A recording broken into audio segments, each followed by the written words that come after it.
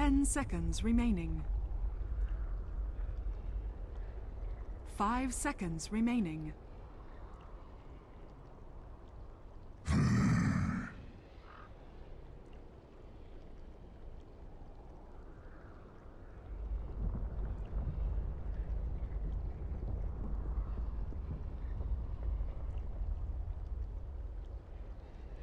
Hello guys, welcome.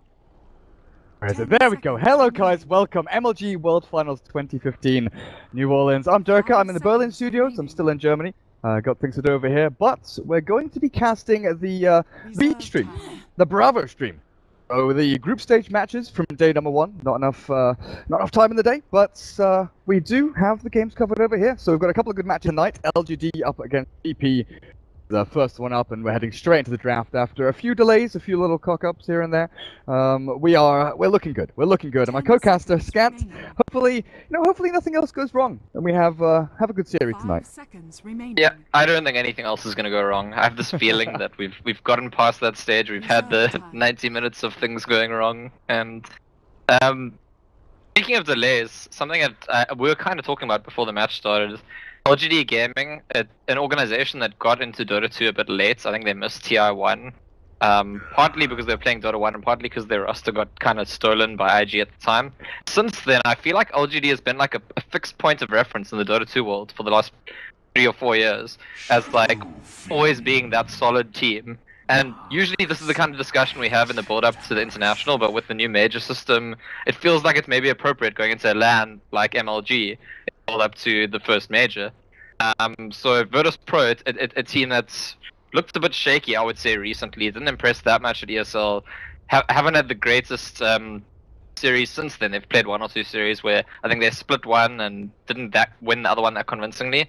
Whereas LGD, who we also haven't seen that much from the international, but LGD, who in my mind are always this kind of point of reference as they're a solid team. 5 seconds remaining. Yeah, definitely. Like you say, VP. They've lost to Secret and what is now Liquid pretty regularly. They lost to IG over at ESL, and more recently in the defense, they drew against ATN. I think that's one of the big ones recently. The games looked a little bit. I don't want to say trolly, but it was definitely sloppy in terms of draft and execution. Things kind of went astray. Virtus.Pro, they've always shown that they can step up to the mark at LAN events. They're one of these CIS teams that definitely know how to flick that switch. So it's time to play seriously now. We've had our fun in the laning stage. Let's actually go and win this game. LGD, though, like you said, they've got the star players. They've got these guys that have been around for eons in terms of Dota anyway. But they have changed their roster a bit after TI, and we've only seen a couple of series from them after TI. Was it 1 against Duobao and 1 up against IG? And they lost the one against IG, didn't they? They did. They lost against IG, and IG's not been altogether convinced, to be honest, since the international. So that would be something that's worrying, except for the fact that LGD has made a habit when they form new rosters of starting a bit slowly, almost always ending up giving those performances that we expect from a team of the caliber of LGD. Also, I feel like if you look at the overall trend for the last 4 years of LGD, is that it feels like at TI2 they came 3rd, and they looked like the strongest team in the tournaments. They came 3rd, but they were phenomenal in the group stage. And then it kind of went downhill for them. TI3, they had that freak knockout against Liquid, 9th to 12th.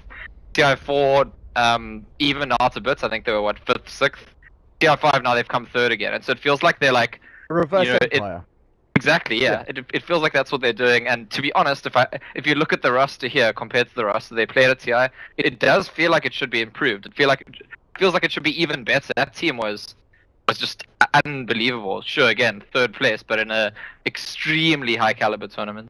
And Yao, he's such a cutie and one of my favorite players for a long time. I was sorry to see him go, but bringing in ROTK, the clown of Chinese Dota 2, the laughing guy, the shouting guy, the shouting god, I think is one of his nicknames over in China. The videos you get from people's smartphones and cameras when he's at LAN events of him screaming players down, it's pretty intense when he gets into the swing of things. But Tyler, if you talk about fixed sort of points of reference to, he's definitely up there with one of them. You think of the Morphling era, you think of Sylar, right? You think of hard carries, you kind of think, okay, Burning, Sylar.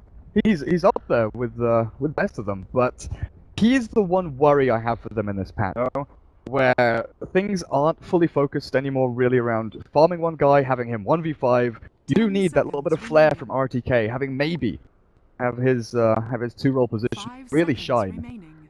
DDC, a guy who people thought would be retiring after TI5, Reserve time. or even before TI5. I think he thought he would be retiring too, but that seems like a common occurrence in the Dota 2 world these days as well. I mean, ROTK did retire for a little while and then came back, and ROTK actually said that the reason he came back is he wanted to make a team with Maybe, and initially he wasn't able to do that. But he has, I think I was saying to you earlier, he really is the gel that brings this team together in the sense that he previously played on DK with MMY, he played on VG-Gaming with Sylar, he played recently on eHome with DDC, and maybe he's the player who he was, most interested in playing with this season, and now he's there with all these players in a team together. So I kind of have high hopes for this team. At the same time, Virtus.Pro is a team that has had the same roster, and we can't underestimate the fact that they've not had roster changes, had a really impressive run at TI, and I mean the way they start the draft even looks pretty promising. This is were you watching the other match while we waited for this one? PPD started his draft with the exact same picks, Darkseer and Ancient Apparition. Yeah, it's So something that I was going to segue into as well. They haven't been afraid to really try things out 10 and mess seconds around with things in remaining. the patch. And I think it does have something to do with them, dropping games and maybe 5 losing series to seconds people. remaining. Is that they haven't taken, full grasp of this patch and the drafting style just yet, but they're definitely progressing in the right direction. I think that they've got a lot of skilled players. Lil and FNG over in the support roles and in the captaincy are absolutely incredible individuals. And Illidan, he tops the charts. He literally breaks records in that one role. And multiple heroes. He's absolutely ridiculous. But DK Phobos, I think really are the stars. DK Phobos over on his brother, his Clockwork, those long-range initiating heroes, even a Spirit Breaker if that's what he's going to be picking up. But Darkseer will be most likely going his way. And G, they rely on him so 10 heavily. His seconds TA, remaining. his Shadow Fiend, his Queen of Pain, all of these heroes he is so adept with, and I've seen him crush, 5 seconds absolutely crush remaining. disadvantageous matchups where, just like people talk about Sumail, where PPD really praises, okay, we give Sumail a hero, he says he's going to win the lane, even in a matchup that he should be losing, and you know what? He wins it. Goes out there, he does his best, and best usually outskill his 10 opponent. seconds remaining. But I think that's a good overview of both of these teams. The draft we haven't really talked about too much. Lina, Quap, Wyvern, and Silencer all banned out. Respect to the Illidan one-roll Silencer, and there's the TA for G I was speaking about just now. Even over on the Radiant side, they do love to pick it up, especially against something like a Shadow Fiend. You can outlane a little bit. With the help of the AA, give the Chilling Touch at level 1. You can completely crush very early on. And then you can also farm at the same pace as him. Biggest things against the Shadow Fiend, even if you shut him down in lane and you gank and you kill, actually keeping up to par with his farming speed. 10 The one seconds thing that a lot of remaining. heroes do fall down on. With a Templar Assassin, farming Ancients, farming Jungle, 5 you can seconds remaining. pace. yeah, there's actually with Team Unknown from Peru that's recently surprised people in qualifying for the major from the American region. A lot of their success has revolved around this hero, the Templar Assassin, and there've been some memes going around I've seen on Reddit and Twitch about it's similar to the Alliance Bulldog Nature's Prophet thing, saying you give Team Unknown 10 TA, you seconds think you have a remaining. plan, you just don't. It's one of those heroes that the top TA players have 5 shown a lot seconds recently. That remaining. if you know the farming patterns, if you know how to lane the hero, you just get out of control. You get the early Reserve Desolator, you get your time. Blink Dagger, you're farming Ancients, and all of a sudden the enemy team is just not in a position to deal with you at all. So I'm very interested to see what G can give us with the Templar Assassin in this game. And certainly to pair up with the Iron Shield, Spirit Breaker, and the Ancient Apparitions ulti, we could see a lot of aggression out of Virtus.Pro's lineup, actually. Goodness, look at that Lycan ban. It takes me back. LGD Sylar, I was speaking about his Morphling earlier, and holy crap, his 10 Lycan back in the day, that was a monster. And I think it's it's really 5 savvy of seconds Virtus.Pro to do this. remaining. I know that they've run it at least once in officials, the Lycan over Illidan. And I know that a lot of NA teams have been running the Lycan as well. Really across the board, mid, safe, and off lane in both FPL and official games. Oh boy, here we go, the Vengeful Spirit one roll. They tried this in the defense, and they won the game in 18 minutes. The fact that Venge can push heavily into towers with Vengeance Aura, I think he went for 4-1-4 build, went for 1 in wave and max stun with the Vengeance. You've got so much stun, so much minus armor here from Virtus.Pro, that LGD-Gaming could get walked over if they don't get their lanes right. So this final pick, Sylar's hero, is something that can brawl relatively early on. 10 This seconds remaining. one position advantage is an FNG special, right? Because when I believe he was the drafter Yeah. for Power Rangers as Yep. well, and they used to run. They were the team that did one position Venge was Pro. Was it Moon who played the Venge back then? Yep. I'm not sure, but 5 they did seconds really well with remaining. that, and it was like there was a point at which I almost thought it might catch on and become mainstream, but it never did. But yeah, well, he's bringing it back. Venge has got some buffs recently. And it will be the Juggernaut, which you suggested they need something that could be active early on. Juggernaut certainly can fulfill that role, and it's also a hero that can take it quite late, so I think quite a balanced decision there in the Juggernaut. Yeah, definitely. Talking about this to Skim the other day when they did pick the Vengeful Spirit 1 role. The other thing that Power Rangers also used to run was the aggressive tri-lane with the Doom, and I've kind of been waiting here. I'm going to be waiting for a long time, I feel now, though, for FNG to bring back that 1-role aggressive tri-lane Doom. So it works so well. And now that Doom has been receiving buff after buff, I can kind of feel it working again, but we'll just have to see, how he feels about it, and it comes down to the players as well. 10 seconds I can vouch for remaining. seeing a lot of aggressive dual lanes with Doombringer in pubs. Oh god, with the Lich. 5 seconds Yeah, with the remaining. Lich, with the Venomancers, I even seen with the Spirit Breaker, with the Undying. Just seems like aggressive tri-lanes are not that popular at the moment, whereas aggressive dual lanes are still kind of the in thing. And I thought for a second I might be dropping from the game, but looks like I'm fine. There's a For battle. TP to both lanes by Virtus.Pro. Very, very early wards out. Work, yes it does. Excellent. So, we're in the game. The game has started. Nothing's gone wrong. ROTK, oh. Did he go for that little jump forward to the middle lane? Mid-tier 1, right? Yeah, he did. He TP'd to mid-tier 1. This is the thing, VP are wise to this. We've seen it time and time again. I think especially from Chinese teams during TI5. So that little shimmy through the mid not going to work. So he's stuck here, bringing items out to himself, not placing a single ward or sentry. Lil also did something quite interesting. Right at the start, he put Chilling Touch, and 2 heroes TP to different lanes, and I think then if the enemy scouts them, they assume, well, that's where the whole team is. And as it happened, they 30 saw seconds the remaining. Spirit Breaker and not the Darkseer, so they'll be correct in guessing the Ancient Apparition's bots, but little things about just like that extra level of optimization, really impressive at that level of Dota, I'd say. Phobos up at top, Stout Shield, Soldering Recipe, going to be up on top lane alone. Bringing out a couple of branches to himself, so padding out those stats a tiny bit. Maybe Shadow Fiend towards the mid, MMY, Visage and Sylar. The Juggernaut. And then we have the other support, DDC run to mid as well. Blessings. Could harass out this Templar Assassin for a little bit. G gets a bounty at bot, SF gets the one at top, down at bot lane though. RTK could actually die here. Illidan's not going to get in range for the stun though. That's 15 movement speed discrepancy between the two. And take a look at this. Lil, he already finds the sentry. And RTK is still holding on to the Observer Ward, so he's able to get that down in a while. But he's not blocked up the camp, and that's the big... Well, I say this. The times I've seen people deward this camp, they've often broken it themselves, but no. Lil's got it in a perfect place. Dewards, doesn't block. Be okay from there. Yeah, so towards that mid lane, you did mention in the draft that TA can outplay a Shadow Fiend, but we've also seen recently Shadow Fiend can certainly outplay TA, so it's actually a really good lane to emphasize the player skill, and if it remains an actual 1v1, I think it very much goes down to how well each player plays. Oh yeah, certainly. Like, this is the thing, like, I was talking about G crushing lanes where I thought he was disadvantaged, and TA in the early stages, like, until SF hits level 5, I feel, TA has a good time, if the player's good. And G, on this Templar Assassin, he's getting bullied a little bit here by Maybe.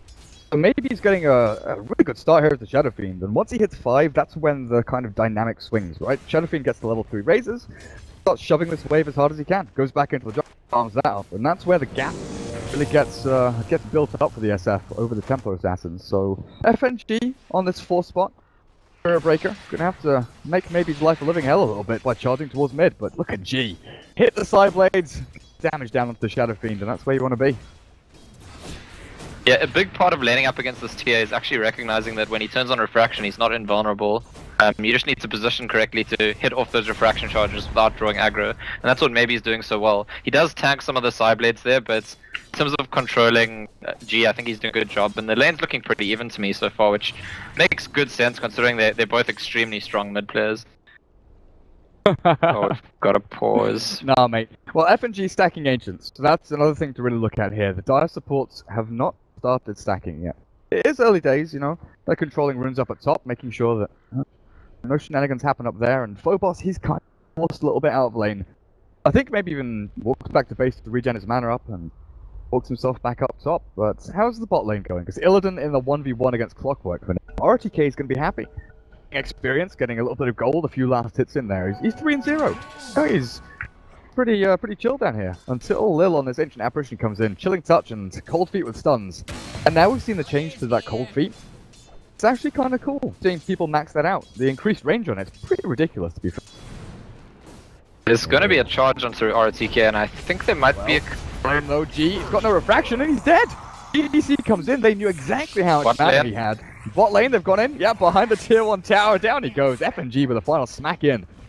Kill a piece, but LGD, much happier with that trade. Getting the solo mid, giving maybe a free wave here, and also pushing into the tower. Yeah, it's interesting. I was actually only watching the kill Virtus.Pro made, and it wasn't even clear to me they'd make the kill because they tried to do the stun cold feet combo. The cold feet didn't actually latch well. RTK TP's back in and he's gonna die again. Oh man, the cold feet. He's gonna proc, he's got no chance of escaping. Does cogs up FNG, swats the aggro back onto Illidan. And he's gonna survive just about by the skin of his teeth. 13 health. Previous time they killed him, the cold feet didn't actually freeze him, and they still managed to kill him. So with it freezing him, he's definitely dead. And it is one of those classic RTK pictures that we're starting to look at because RTK has historically been a player who often gets a lot of deaths, but he also often makes a lot of big plays. He's a very kind of heavy swing player. We know that one of his major roles in the team is captaincy, but as a player as well, he's very much like, even though he's not in the mid lane, the way people describe Cure is kind of feast or famine. I feel like RTK's got that in him too. Amount of times, you know, we've seen him playing even heroes like Viper, where he TPs into the middle of 5 heroes and it's like, where's my team? Where's everyone gone? Just gives away a couple of kills here and there, but yeah, I agree. He can make the plays or he falls flat on his face a lot of the time. Illidan, 19 last hits. Up there, the Juggernaut not faring well against this Iron Shelf spamming Darkseer. Yeah, so in RTK's defense, I don't think he's made any particularly bad plays in this game. He's died to a pretty brutal combo twice in a row. Maybe his TP was a bit too dangerous after the first kill, but you're not used to, as a Clockwork with level 3, having to be afraid that you can TP into the tower. But yeah, you were saying Sylar. I'm kind of interested that he hasn't gone Felling Blade. The Darkseer.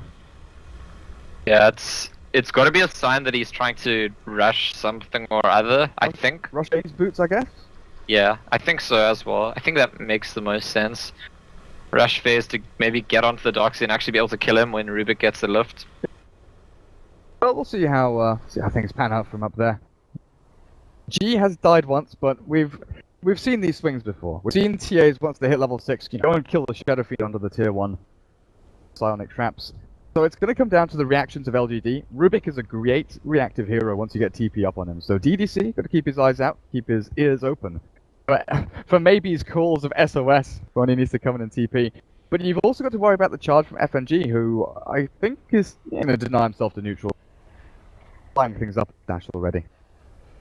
I would presume that in this game, pretty fair to expect that both TA and the Shadow Fiend are going to have a fairly large impact.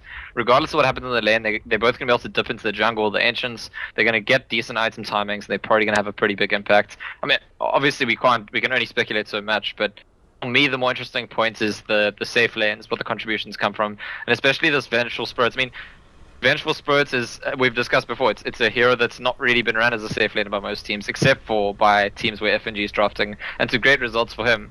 And we compare it to the Juggernaut, which is a hero that very recently has started becoming back to popularity. It was hugely popular in 6.83. I've seen quite a lot of it in 6.85 now, but I'm still not quite sold on, you know, what its place is, how it's meant to be run. I've seen some teams pick it as a pushing hero, focusing on the healing ward. I've seen other teams try the old Mask of Madness build and mostly fail, to my knowledge. See, that's the one thing I was going to come to as well. I don't feel that build has a place anymore. And we've seen Era, actually. Era's been the player that has most success with Juggernaut, I feel, this patch anyway. And he kind of has these very noticeable power spikes, where in the laning stage, you know, he's just farming away the first 7 or 8 minutes, and then he goes to fight, he kills a couple of people, goes back to farming, he goes and kills, goes back to farming. To do with like when his items come up and running. like treads Dasher, go and kill people. Get the S and Y, go and kill people. And he often buys BKB on his Juggernaut, which is something that I think a lot of people kind of bypass because they feel safe with the Blade Fury. But the BKB is almost necessary in the majority of games, just to allow you to, you know, walk into a fight, get Omni Slash off, and then Blade Fury to escape. He uses Blade Fury more often than not than an escape mechanism, as we get later on into the game. So Sylar, it's interesting to see where he goes with it. Okay. Yeah, it's also, I mean, even from the perspective of escape, assuming you're being ganked or something, it's, I don't know, sometimes BKB is just more reliable. BKB in a fight, you can be, even if you don't have Omni Slash, you can attack people. If you're spinning, once you're farmed on Juggernaut, if you're spinning in a fight, that's actually good for the enemy team. It's like time that you spent not dealing serious damage. A farm Juggernaut might pose a threat to a TA if you're hitting the TA. If you're standing there spinning and she's just attacking you, you're like, okay, I guess I die now. Bye TA. There've been a bunch of DCs. I guess they're just trying to reconnect, see if they can fix the lag. Looking at the rest of the pick, just the cores, the draft from LGD is actually very kind of stable, old school Chinese picks, I would say. Like Rubik and Visage as a support duo is, to my mind, I've looked at a lot of the stats on the stuff, and I haven't checked exactly this, but I think it's very possibly the most commonly picked support duo of all time for Chinese teams. All Chinese teams have a Rubik player and a Visage player. They usually have 2 Rubik players, 1 or 2 Visage players. It's just like very, very stable. Yeah. Offlane Clockwork says the same thing to me. Whereas if you look at Virtus.Pro, with the support Spirit Breaker, Ancient Apparition that's become quite popular in the last couple of weeks, feels like Virtus.Pro are trying to do something particular, whereas LGD, I would hazard a guess that they're maybe not completely sure what they want to do in the new patch yet, and so just going for a more stable approach to start with. Fallen back to the old favorite kind of thing, you know. Gone back with heroes that they're comfortable with. You know, RTK Clockwork, you know that he can hookshot in, he can just go. And that's going to be his role this game, is to go in, choose when you go in carefully and get the call from, well, from yourself. You know, you make the go calls. But yeah, I agree with you. Rubik and Visage. I think Rubik Earthshaker maybe is up there with them. The love for those heroes is definitely strong in the Chinese teams. M and Y, what are you going to be doing with this Visage though? Because we've seen from European NA teams loving to put that Visage like an AA in like a farming role once it hits 12-13 minutes to get into your Solar Crest, your Aghanim Scepter, and to hit that level 6 timing, which is incredibly important for this guy. But I think, yeah, more than just comfort picks, they've got a good mix of pushing power with the Visage Shadow Fiend, fighting, and the thing they're kind of missing maybe is that synergy hero. Got good initiation, good power, good just, you know, brawling strength. They don't have something like a Darkseer that can bring everything together and tie up a team fight. That's going to be the role of DDC, to steal things out from the Darkseer, to charge up the top DK Phobos. Sylar actually wants to run into FNG here and force him to run backwards. DK Phobos does surge himself away while there's a battle going on. No, there's not. RTK gets a ward down. Deep over in the jungle. Lil feels a little bit worried about this aggressive posture from this Clockwork. Yeah, I'll force him back. In a way, I think Virtus.Pro's draft is maybe a little bit more gimmicky. I mean, it's a completely solid draft in my opinion, but it's kind of like they're either going to snowball because they have a carry Vengeful Spirit. If they're not snowballing, if they somehow like hit a hiccup in the road, then the fighting is going to depend a lot on AALTs. When we look at a Darkseer winning team fights, it usually needs to combine with something or other, and there isn't really much other than the AALT for it to combine with this game. So I guess 2 routes is more than enough. Like snowball or get big AALTs. Even so, I feel like LGD's draft is kind of, while it doesn't give them routes into those sort of gimmicky ways to take a lead, it's just kind of, it's got a good balance of things. And there's another charge onto RTK who's been stunned up. He's not, oh, he's gonna die, but the TPs are coming in. Illidan chased down by maybe, but the swap back. Illidan's gonna get himself far away. There's no Omni Slash here ready yet for Juggernaut, so Sylar can't catch up to this little old bench, and the TP is taking 10 years. MMY trying to get into that sneaky range. The Grave Chill, but is this spin gonna finish him off with a Fade Bolt? Definitely will. ADC stunned up, but that's a decent old trade there for LGD. Once again, lose the Clockwork. They get the trade-off for the Venge and the AA, both diving, but I've got to say that was very back and forth, indecisive for VP. And what are we looking at? Slow down. Oh, gee, in tons of trouble. The Razors don't finish him though. Down to 15 health and maybe slowed and trapped and actually held in place by the proc of the Cold Feet. Yeah, indecisive of bot lane by VP. They could have had the cold feet stun, I don't know, 2 seconds earlier. But it was just, you know, a little shuffling of feet. Not sure where they were heading into that. And maybe managing to turn onto the G Templar Assassin now doesn't look so comfortable. Even with 29 last hits, I guess he's got 1 ancient stack, or 2 ancient stacks up there. 3 high camp. But being forced back like that, never good. Oh, another almost kill at the bot lane. Lil's ancient apparition just barely surviving. Well, just for now anyway. Oh yeah, Sylar comes in and swipes him down. And they've moved RTK up to top, so Clockwork. Safe lane, and this aggro tri-lane here from LGD. Yeah, I want to actually say it's something Virtus.Pro need to be careful with. They've got this potential for aggression and snowballing, but they've only made kills on Clockwork so far, and with Clockwork rotating to the safe lane, he's going to get his level 6. Not a hero that really minds getting those early deaths and being a bit behind on gold. He'll have his level 6 at a good time, and he'll be able to perform his role in this draft perfectly fine. Virtus.Pro needs to be making kills on other heroes, I think, for their aggression to start snowballing, and they're charging onto the Juggernaut at the bot lane at the moment, but this is so difficult to get anything done with. That swap is something they have to be worried about, though. You know, Vengeful Spirit as a support, you're kind of aware of timings when the swap is coming up, and you know, you're thinking, hey, Benji's going to swap us back into danger. But Illidan getting this level 1 swap, but I think more importantly the level 2 swap much earlier, you really, you know, expect or have experienced just like this. Sylar, he's dead! Not expecting, not respecting that level 1 swap from Illidan, suddenly crushed under the damage of VP. Yeah, you caught it, and that combination, just catching him out, he was permanently stunned essentially. Probably had a half a second to decide to spin at most and hasn't used the time. The swap into Spirit Breaker charge, just like so nice for setting up the magic missile. Because I was thinking, oh, you swap him and he's going to spin, whatever. But if you combine the charge, it's quite easy to actually get that lock. And I was talking about the need to get more important kills, and that's certainly one. While in the top lane, G is now under threat again, but... Sorry, I meant the top rune. It seems like they're actually going to struggle to kill him. Oh goodness, up at top. Kill on Clockwork there. Darkseer finds it. DK Phobos, he's got his Iron Shell up. He's trying to juke into the trees, but this might be dangerous. Omni Slash from Sylar finishes him off, and the charge from FNG. Not really going to do too much. Mid lane though, G. He's going to see this coming. DC's Rubik spotted out during the daytime and finding the lift just yet. But yeah, maybe in Rubik, or maybe in DDC, the SF and Rubik just moved to top. Pair. Said, hello G, that's our rune. Well, thank you for the bounty. You can start off now. We'll take this. You can leave. Yeah. Really in no position without supports to dominate the lane like he wants to. And notice Sylar's build. While recently we've seen some people staggering their build, going with 2 or 3 spin, he's maxed his spin, he's going for the phase drum build. This is like that old school Juggernaut. Back when Juggernaut was popular and people like Hervorst were playing it a lot, long before the Mask of Madness days ever came about. So this is like very much a early fighting Juggernaut. Yeah, long before the, 2-1-2 with build that was very popular during 6.83.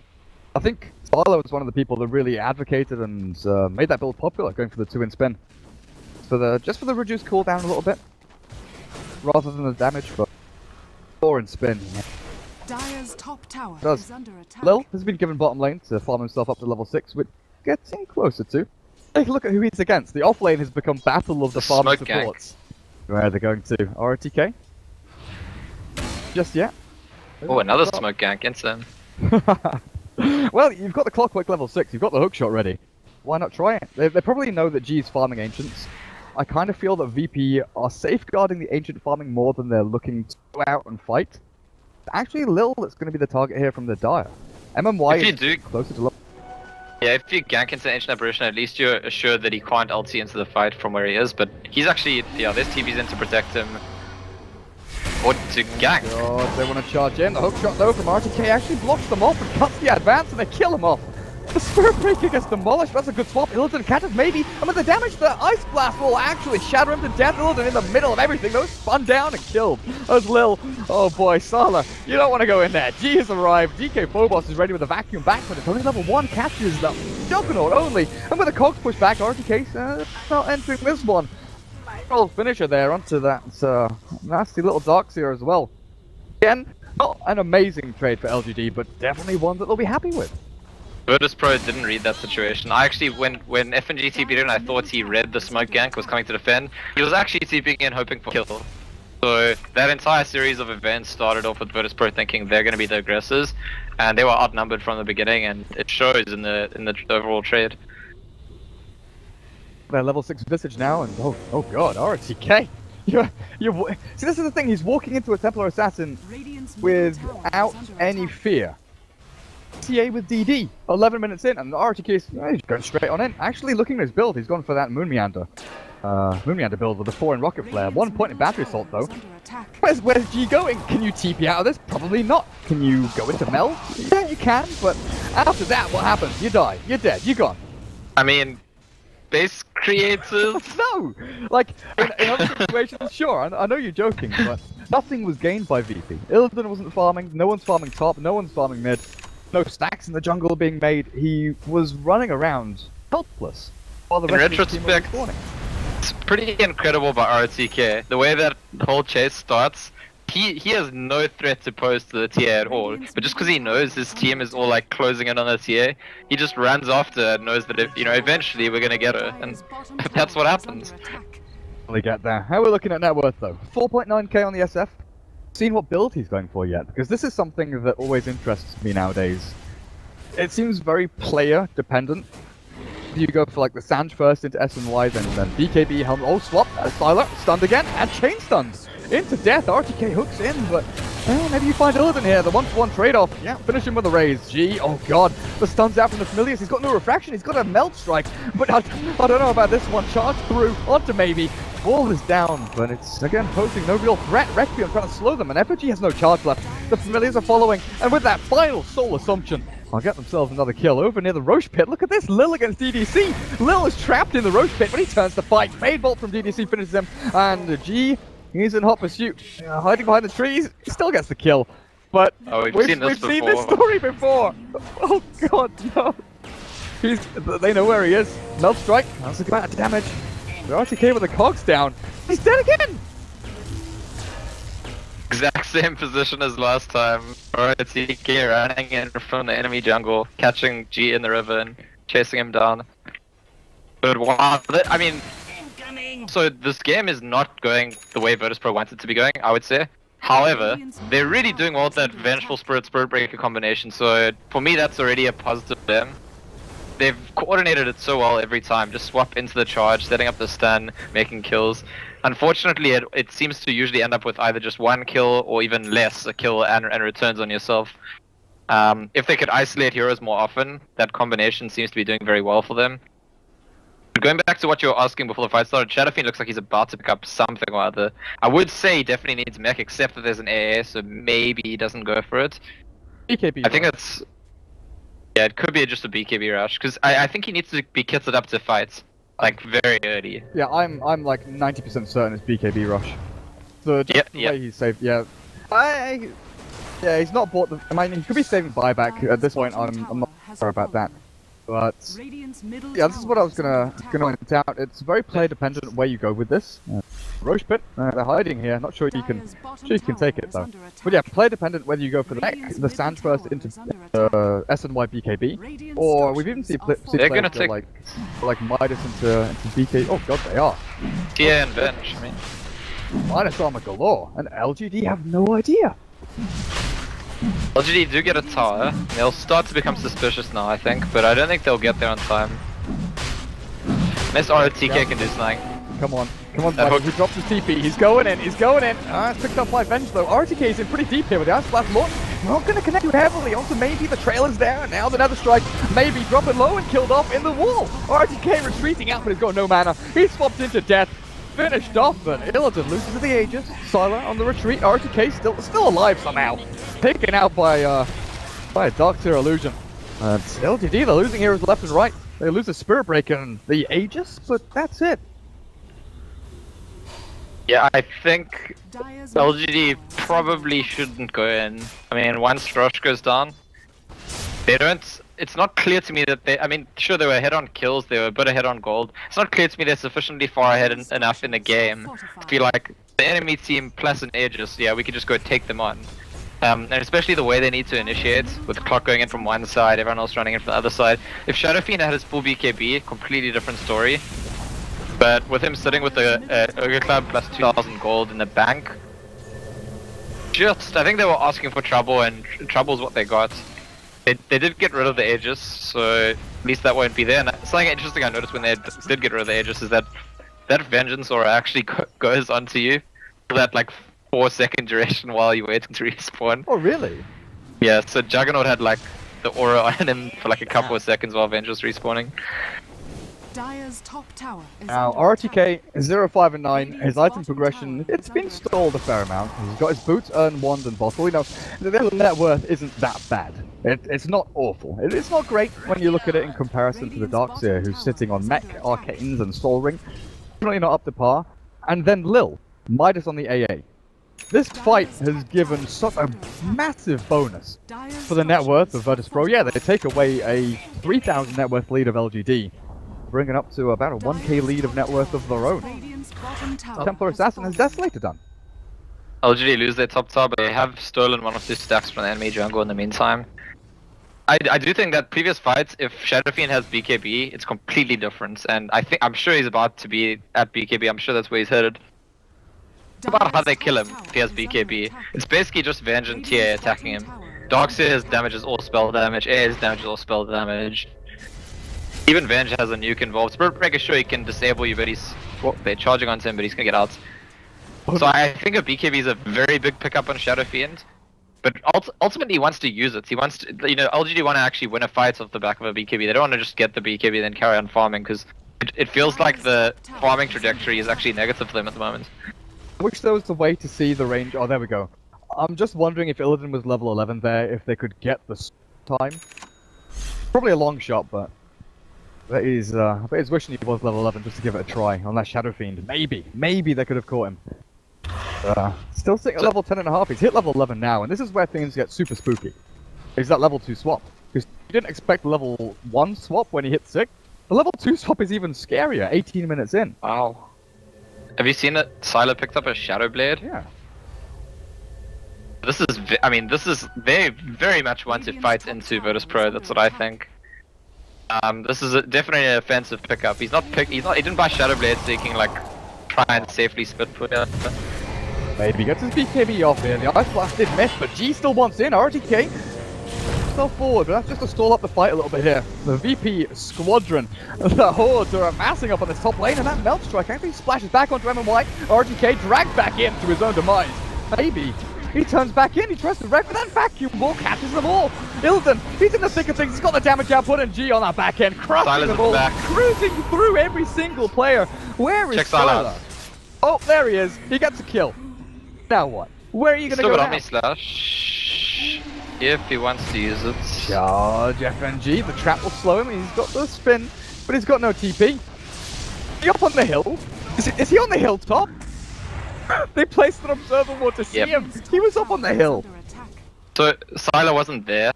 I mean, I feel like LGD were actually doing well in all the fights in this game until 1, they took a fight with an Aegis, and 2, now they took a fight 4v5 essentially, and they tried to stall as long as they could, but Sylar had TP to the bot tower, Shadow Bladed into the enemy jungle looking for kills, and just couldn't get up there at all in time. So I still think LGD are pretty well kitted to take fights if they're all together. Well, they're gonna get caught. DDD and RTK killed him with the cogs, and the Philia stuns with the damage is actually there. Illidan, he's dead. They've gone in too deep. Maybe G here can make up for it, make amends, but he's getting slammed down by the Shadow Fiend. Gets the one-hit kill over on the Clockwork. G. Ooh, no, that's not going to work, is it now? Force out maybe his BKB. Looking to chase to find more. Honestly, I think LGD are like extremely well composed to control this game. They the game they're planning to play. As Sylar runs ahead in his Shadow Blade into the enemy jungle, and this time I think he does find Lil. He's got that Omni-Slash. Oh, he's gone the other way. Back, the creeps are here though. Look, Lil, no, walk into the creeps. Hide in the creeps. Oh, Sylar doesn't want to go for it. He's already made up his mind. Potential numerous heroes behind the tree. What I was discussing earlier, sure, Juggernaut spin becomes irrelevant later on. For now, level 4 spin is really strong, plus SF BKB, and there's limited amounts of ways to deal damage to the Juggernaut and Shadow Fiend when they're spell immune. And I think that if ROTK in a fight plays well with his hook and his cog and his battery assault to control the TA or the Venge, all of a sudden Juggernauts and Shadow Fiend just are monsters in those fights. So even though the games look very back and forth, I think we might build up to a fight where both teams are fully prepared. And if LGD execute correctly, I think it's going to be actually very, very difficult for Virtus.Pro. Yeah, there's some potential. Actually, DK Phobos might have a Blink Dagger now. In which case, there's some potential for that vacuum wombo combo. Outside of that, I really think it favors LGD. Well, yeah, we saw pieces of it from LG, right? We saw the clockwork hookshot, and the cogs of battery assault was good. It split them up completely. It allowed LGD to back off and then retake a fight. It was just that their fight wasn't really well conceived. They didn't have all their heroes there. They didn't have the setup they needed, and it was just vacuum wall from DK Phobos. That counter initiation really worked against them. This Virtus.Pro, G is hiding up by this tier 1 up at the top. Overward goes down from LGD, shouting out for, like, where are VP? Where are they? No idea. They're smoked up by their bot tier 3 and they're charging forward. Yeah, so that was a 5-man smoke from LGD. They would have liked to kill, but getting an ancient stack and then blocking it, pretty good. And early on, they actually stole stacks from the enemy jungle too, so LGD have been pretty good to shut down Virtus.Pro economically. Well, Virtus.Pro look like they're going to force the issue here. Now the line has been drawn by RTK saying they're coming up this way. They're coming up this way. And G was actually being told by his captain to go that way as well. But this smoke is going to come to nothing. LGD hold the higher ground strategic advantage. Virtus.Pro, I kind of feel they want to take this one big fight before the next Roshan. They want to win a fight, take Rosh, and then push one of these tier 2s. Because what's standing between them and FaZe, RTK, he's gone in deep here, but the back Lil. Saved by Illivan, but Illivan's put himself on the front lines. I'm not sure about this, but Omni Slash, RTK is dead. Where is the Juggernaut? Where is that Juggernaut? In the thick of things with his spin. Nothing happening just yet. In the back end though is G. Slammed down by the familiars. He's healing up with the weekend mood though, and Refraction is up over on the side. Silas caught in the middle of all of them. Illivan with his damage output, and MLG stuck him in the middle of 4. And 4 is the number of LGD heroes that are dead, down and out. Yeah, and this is a big advantage that the Virtus.Pro do have. I've talked a lot about our LGD. Well, got another dead hero, DDC. Yeah, you're dead. Full team wipe. I talked a lot about how I think LGD probably have the better of the fights right now if they execute it correctly and everything goes flawlessly to them. Virtus.Pro are actually much better kitted out to take the kind of chaotic, messy fight where things aren't going according to anyone's plan. And I think RTK actually forces his team into that position there. I think it's on him. Because we spoke about how if he's using his hook and his cog and his battery assaults to protect his carries, that's going to be great. But he actually initiates with the hook, and his team has to catch up to him. Then all of a sudden when they get there, they're the ones being controlled. So I think in these situations where the fight starts as a bit of a mess, it's not controlled or contained by any team, Virtus.Pro have great tools, especially in the bench swap, which it must be said, teams are not that familiar with right now. The hero hasn't been popular recently, and you're not expecting the bench swap when you initiate on someone. Like, they have to keep up with his hook, and then they have to keep up with the swap as well. There's like thousands of units of range here that LGD have to keep track of. And this smoke is not going to come to anything. The observer board actually spots thing out. The Roshan wasn't alive, you know, that's what I was saying. VP wants to take a fight, take Roshan, and go and crush tier 3 somewhere. 50 seconds until it's back up though. Maybe? You talk about keeping up with the hook and the swap. There's also a 4-star on Lil now. Really? So it's yeah, Midas into 4-star, interestingly enough. Oh, recognizing that the fight's gonna happen right now, that's what I think. It's, you know, he wants an item that does something right away. It's not just that, but we've seen from solo, you know, Vega have run AA a couple of times with, I think VP as well, doing this the other night, where AA went like a Ghost Scepter against the Juggernaut. You know, the days of Midas into Ags don't seem to be there anymore. It's like this occasional pickup maybe you want to go for, but so much more utility out of Ghost Scepters, Force Staffs, Glimmer Capes, Mech and Arcanes that we see from AAs as well. It's ridiculously strong. He's gone for the utility and now a casual bracer to keep his HP up. But Roshan's alive and they see this with that trap, so Virtus.Pro all come towards the pit. You know, the LGD may be a little bit chicken here, need to farm up a little bit more. Especially on this Juggernaut, you know, Shadowblade Phase Boots drums, he doesn't offer you much. LGD are coming to fights. I think they have one last chance at winning or this rush is going to be dead long before they get you. Are they going to fight again in stages? Probably not. Probably not. Back yourselves up, LGD. Yep. They don't want to be involved with this one. It's very hard for LGD right now. I was going to say before the ages, they probably have one more fight to win if they correctly. At which point the gold lead just becomes too big if they lose it. Well, Sylar actually will find a kill here, I think. Frost's been used. There's a charge, but oh, he's being juked. No, the king of jukes. FNG. Sylar, he's got invis, but Ice Blast hits. Hookshot comes in from RTK, he's got the cogs to trap one in, and the Omni Slash. Oh, FNG's dead, but Sylar might be dead as well. A back wall is there from DK Phobos. The rest of LGD is being charged down by G. He's not going to kill off MMY here, he's fine, but RTK does die down at the bottom lane. Rough stuff. Plays by Lil. I'm honestly trying to remember who it was, but someone bought a Quelling Blade on an AA 2 or 3 days ago. And we were questioning it, like, what the hell is he doing? Why has he bought a Quelling Blade? And he was Radiant side and up on this top lane. To get his level 6, cut through like a ton of trees here and made 3 extra juke points for himself, and it was ridiculously good. I can't remember if it was Lil. It was definitely a Russian or a CIS player. Anyway. Dire's bottom tower Well, in this game, he's just made some big plays there. That could easily have been him dying really fast and Jagger and Clockwork just getting out, but with the Duke, buys the time to actually win the exchange. Oh, this Shadow Fiend's in trouble with this. Oh, maybe not. Oh, they've got a sentry down. Rubik takes the fall. Oh god, that damage output. It's kind of what he was there for, though. He was the bodyguard. He was there to take the fall if Shadow Fiend gets ganked. So, I mean, it is a BKB usage. It's a Rubik death, and that's kind of the trade-off that you get when you're in a position that LGD are in where you're behind. And now they start having to play the late game. I think live it out, wait for some mistakes on Virtus.Pro's side. Because in terms of being proactive, LGD are... I was going to say before the rush, they maybe had it in them to win one last fight before the gold deficit became too big. After the rush, while the Aegis is up, yeah. I don't see LGD forcing a fight and winning it right now. They need Virtus.Pro to make mistakes. Yeah. Getting very close to insurmountable, to the point where LGD, I don't think it's in their hands anymore, you're right. Come down to Virtus.Pro, you know, they've done it twice or so in this game where they've gone that little bit too deep, feeling a bit cocky in there with the kills. Illidan's swap is usually the thing to start things off. RTK, he's eyeing this hook, but it's Illidan who swaps in the illusion. Good bait out by maybe, and now they jump in. Hookshot on down for G, but good force down back. DK Phobos! The vacuum wall catches them all.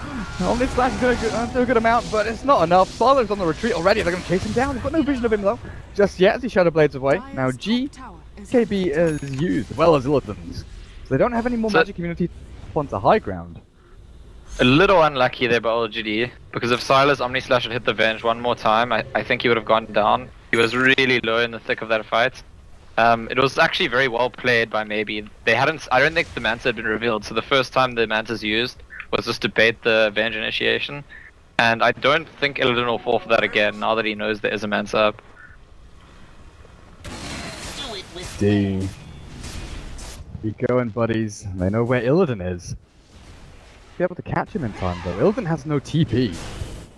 What's the catch power? Hookshot's up. And he could find this Vengeful Spirit, and Illidan is walking exactly into the position I think he is. He turns himself back around, but that's it. Okay. Found a nice pick off there, and they should get this tier 1 tower up at top as well. MLG has something to say about this though, as FNG is up with the Ice Blast forward. G, you gonna jump in? No, just Illusion's caught. No heroes, and that's collateral. Venge is actually... Well, it gets denied, but it's, again, in LGD's position, when you're behind in the game, power going down is more important. The fact that it gets denied is maybe secondary, and I think the Venge is actually such a key pickle for them if they can make it once or twice more. Because even though there's Sonic Traps, there's Charges, there's Darkseer Blinking Vacuums, I honestly think the Vengeful Spirit swap is the main kind of disruption that they've been struggling to deal with all game long. Even early on in the game when LGD were doing a bit better than Virtus.Pro, it was always those swap ganks that was throwing them off a little bit, and I just feel like the Venge swap has kind of got, you know, taken them by surprise maybe, caught them unready and just forced them into strange positions all game long. So whenever Venge is dead, LGD will feel a little bit safer about position. And speaking of swap, by the way, DDC actually has a level 2 swap that he's stolen. Okay. Now, with the Glimmer Cape, so I mean, you might want to use it offensively. This is the thing. How do you think it's going to be used? Does he use it offensively initially, as like the opening spell, or does he wait for Illidan to swap and then? Oh, goodness. Oh. dear, what was he doing down there? I don't know, but he just died to 2 support heroes, which is not what he's hoping for. Not great. But yeah, do you think you use it on Illidan when Illidan swaps in? So, you know, make him go further, deeper into the base. Try and use it on the hero that Illidan swaps out. There's quite it's about to run out. Oh. It's about to run out. That's too bad. He's not going to use it, is the question. Yep. I was gonna say, swapping someone in to Omni Slash is pretty legit, but Juggernaut's dead, and now he just lost the swap, but... Actually... Yeah, Sylar has buyback. I wonder if Virtus.Pro feel like they can force it. LG with a blink crit. No Aegis. That BKB up and running though. Lil. Closer to his Aghanim Scepter. The fact that FNG nearly has BKB as well. I think this is just a soft push, if you will. You know, I don't know if they'll dive tower. Oh god, yeah they will. Yeah they will. It's VP. Who am I kidding? Back to back. Not going to work too well with the Ice Slash flying out, but they've already done the damage. There's no initiation tools here from LGD really to throw out. They've already lost their tier 3. Catapult. Finish off the job, matey. Sylar, you've got no way in. And It's pretty incredible. Somewhere in there. The same thing happened. Sorry, the same thing happened actually when the first time Virtus.Pro pushed the top lane.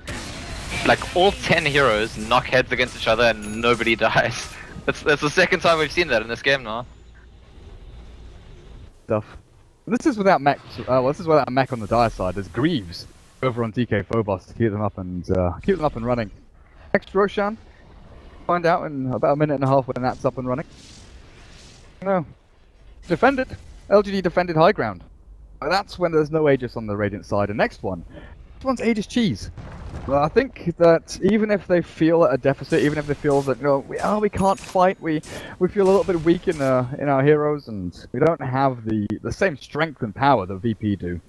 Contesting next Roshan is going to be of vital importance to winning the. It's going to be one of those things again where maybe it's not going to be the most move, not going to be the safest move, going into the Roche pit, but staying on your base isn't going to be the game-winning move. I think that we've spoken a lot about AA, Darkseer, Venge. We've spoken about basically every hero at length except the TA recently, and there's another kill on Sylar coming up, I think. Yeah, he's dead. He is very, very dead, and not really pickoffs that LGD can afford to incur at this stage. What I was gonna say is, if you look at TA's farm now with their deadlifts completed, it's the only hero you can worry about it if you're LGD. I mean, you need to worry about other heroes, but if you're not worried about the TA, she's gonna be two-shotting people left, right, and center, and it's such a horrible situation to be in where you're worried about the Darkseer catching you, the Venge catching you, the AA ulti, the Spirit Breaker catching you, and also there's a hero that two-shots all the people in your team. RTK on the side. Oh, the swap in maybe gets his BKB off. The Ice Blast will land onto him, but he's down to half HP already. Can't really fight through this one. Gets the Requiem off on the back end, and they kill off Clockwork. He's done for. He's got buyback, but look at that Sylar. He's rushing through, charging in, looking for an Omnislash or something, but they know what's happening. They've got a sentry down, and they see everything. The back attack at the wall, they've caught them all again. The MLG running back with the charge through. Actually, gets themselves stand up by the familiars, but Sylar and maybe they're on the back end now, looking for a kill onto FNG, which they'll find. G makes short work of their axe and just blinks himself away. Once again, Pro and LGD, they clash heads. 2 buybacks forced though on LGD, but very few casualties until now. RTK, where are you going? Oh, DDC! He had the swap and he gets Hilden. He's got swappers again on himself, but he's not going to be able to use it. Ridiculous stuff going on. How does DDC still swap again? Chase with the Omni Slash. Sylar just wants to use Omni Slash. I mean, how many times has he actually used it this game? Oh, he's gonna get it now. No, yes, no, trap slow. RTK has caught one over to the side. Lil pushed back and pushed back by the cogs. And with the battery assault familiars there. Oh, what? He says goodnight, ROTK. They lose Lil, but oh my goodness. Damage output from the Templar Assassin. Yep. Yep. And Sylar yet again does not get to use Omni Slash. I mean, this whole game we've seen him just dying before he can use it, or he used it once in that top fight. They're hoping to get the rush as a result of winning this fight, but rush won't be up yet. Fortunate for them. There's actually, yeah, DDC is still in not just swap now, it's level 3 swap, so it's actually pretty terrifying. Like, when you're in this position where you're so far ahead, like Virtus.Pro are, one thing you don't want to be up against is a level 3 swap, where all of a sudden you can be just a bit out of position, and you're very out of position. Suddenly, you're mid-tier, mid-tier 3 or something, you're back into the fountain kind of thing.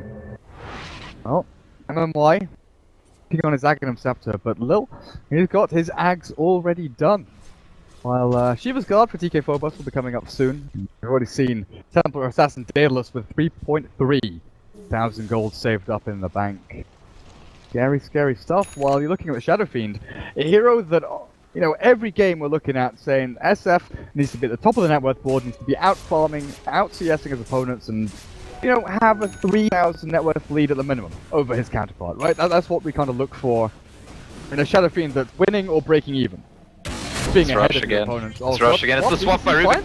Ilden swaps him back though, and with the BKB up, it should be okay. Ice Blast into the vacuum. That crush. This is demoralizing for LGD. They're all walking back through the wall, and that's it. They've got no buybacks on these heroes. Sylar is trying to spin himself to victory, but they're on the chase. They're hunting him down, and with a one melt strike from G, makes short work of that juggernaut. LGD. That's it, I think. It's pretty hilarious if you think about it. That they swap the Vengeance, and if they pick him off, they're probably gonna win the fight. They're probably gonna force the rush for themselves. But like, hello, you stole that spell from me. I've also got it. So I'm gonna swap you back. It's just like funny the way in which the gank doesn't work. That the skill you stole to set the gank up is what counters you. So, oh. I guess if they could have locked him down and just killed him, it's theoretically possible through clock, but not happening. And well, that's the trouble. Like, if your Rubik is the one who needs the telekinesis to get that instant disable, and he's the one swapping himself, you know, a million miles away, you can't get it. The Clockwork has to, you know, aim hook shot, get hook shot, try and cogs, and it's all a bit finicky, because in that spur of the moment, you know, we're gonna swap. It's not gonna happen. Vacuum, cogs, swap back, and oh god, what's happening here? LGD! They've got heroes everywhere. G is actually losing out in his battle though, has popped very early on in the fight. To be honest, the fight hasn't really begun. LGD, they push back the hordes of VP. RTK did some pretty good work there actually. He caught FNG in Mug, and then Illidan kind of panic swapped him out, but then Illidan was stuck in the cog. But actually G was fighting all on his own for a long time in that fight because everyone else kind of messing around trying to deal with the cog. We've got another go here. Illidan still has Aegis. He'll swap in 4 seconds time, and I think that's what he's looking for now. Vision up onto high ground, they're pinging it out. Hang on a second, he's stubble and a catapult. Swaps back maybe, and he's got no BKB for 3 seconds. They're going to jump into the middle of everything though with the Ice Blast. Low on the mark again, MMY does get hit, and finished off, but Illidan loses Aegis. RTK, run out, Sylar, the back through, maybe can't Requiem. He's going to get it off now, but it's too late. Illidan, way, you're stunned up by something, and with the Requiem now they'll get the kill maybe. Maybe, DDC gets the telekinesis onto FNG, and the fight is actually going the way of LGD. The hook shot onto G now is going to get them another kill with a fraction of meld. They still see him. They get that one. How are LGD holding on? Scant, how? Is under attack. I mean, Virtus.Pro's initiation there was really bizarre. And initially I thought, wow, this is like next level genius, but in retrospect I don't... Because Venge actually swaps the Shadow Fiend to the low ground. And then the rest of his team like jumps in. Spirit Breaker charged in the back line, Darkseer jumped in, Air ulted in. Exactly that, yeah, that's where they're all pinging now, saying, look, this is what happened, guys. Because I think if they swap SF out and just all go on SF, like, fight over. Yeah. Game 1 kind of thing, but maybe trying to be a bit too clever about it. Either it's a miscommunication or just trying to be a bit too ambitious about it. I want to say, actually, Virtus.Pro is something that's been really commendable this game in their approaches. They've been quite excellent, really, at jumping in, initiating, getting a kill, and pulling out. Something that you don't see from a lot of teams. Usually when you initiate successfully, make that first kill, you want to just go for more kills.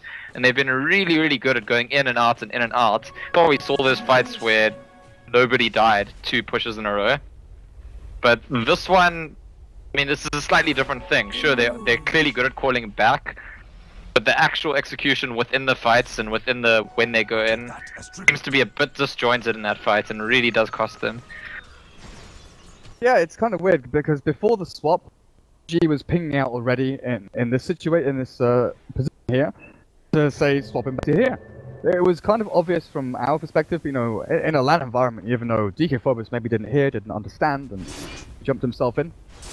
But LGD, that 20,000 net worth lead. In fact, you've lost 1 ranged Rax amid.